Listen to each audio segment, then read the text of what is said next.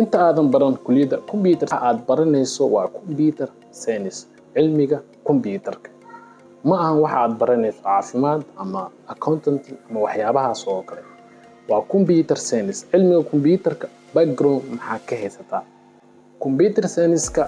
ayaa ah maadooyin u badan xisaabaadka algorithm-yada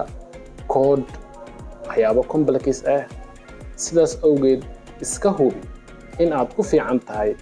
xisaabta iyo physics sida aan idin sheegay hadda labadaas xataa ku fiicneen oo aad computerka ku fiican tahay inta aadan bilaabin ka hor hal semester xataa jaamacadda dib u dhac oo baro iska soo dhis xisaabaadka basic iska soo dhis dan u gudagal inaad computer barato taasna waxay kaa caawin doontaa in aad xaliso problemyo badan oo muddada aad ku jirto computer science maadooyin u badan problemyo math la xalinayo formulooyin la isticmaalayo algoritmyo waxyaabahaas oo idil xal ayaad u helaysaa wayna ay ku fududaanaysaa maadaama aad basic iska soo dhistay haddaba ogsoonow maadada computer science in ay tahay general knowledge markaan ku dhahayana general knowledge-yada kale ulama jeeday waa general knowledge of computer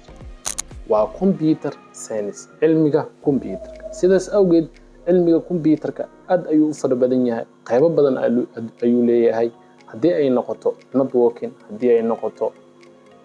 multimedia iyo waxyaabahaas haddii ay noqoto programmingka iyo codingka haddii ay noqoto artificial intelligence qofka yeelaysa male aniga waxa ahay computer science yahan sidaas awgeed computer science inta baranayso meel focus ka haysan hadda xataa haddii aad jaamacad dhiganayso 2 sano